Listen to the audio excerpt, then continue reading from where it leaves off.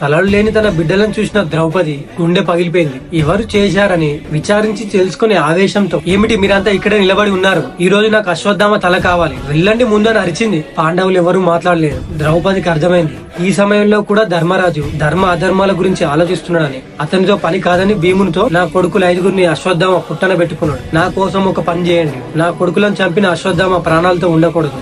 నా కుమారులను చంపిన విధంగానే అతని తలను నరికి మొండాన్ని అక్కడే వదిలి ఆ తలను నాకు తెచ్చి చూపించండి. ఈ ఒక్క పని చేయండి అని ద్రౌపది బతిమలాడింది. అప్పటికే కుమారులు చనిపోయారన్న బాధలో ఉన్న భీమునికి ద్రౌపది పడే వేదనను చూసి అతనిలో ఆవేశం పెళ్లుబుకింది. అన్నను అడిగితే ఖచ్చితంగా వేదాలు నీతులు వల్లించుతూ సూక్తులు వెజతల్లుతాడని ధర్మరాజు ముఖం వైపు కూడా చూడకుండానే ఆవేశంతో గుడారం నుండి బయటకు వచ్చి తన రథమెక్కి అశ్వత్థామ కోసం బయలుదేరాడు. అది చూసిన కృష్ణుడు, ధర్మరాజా, భీముడు ఆ విధంగా ఒంటరిగా వెళ్ళడం శ్రేయస్కరం కాదు. ఎందుకంటే అశ్వత్థామ దగ్గర ఇంకా శక్తివంతమైన అస్త్రం ఒకటి ఉంది. దాన్ని కనుక ప్రయోగిస్తే భీమునికే కాదు లోకానికే ప్రమాదం. కాబట్టి భీముని ఎలాగైనా ఆపాలని చెప్పగా పాండవులు శ్రీకృష్ణుడు రథాల మీద భీముని వెనుక పరుగులు తీశారు. కొంతసేపటికి భీముడు అశ్వత్థామ ఉన్న ఆశ్రమం దగ్గరికి వెళ్లి, నువ్వు మునివేషం వేసినంత మాత్రాన నా కళ్ళను కప్పలేవు, నీ తప్పులను కప్పలేవు. ఈ రోజు నిన్ను అంతం చేస్తానంటూ అతని వైపు వెళ్లబోతుంటే అశ్వత్థామ లేచి తన ప్రాణాలను దక్కించుకోవడం కోసం తన దగ్గరున్న అతిశక్తివంతమైన బ్రహ్మ శిరోనామక అస్త్రాన్ని ప్రయోగించాడు.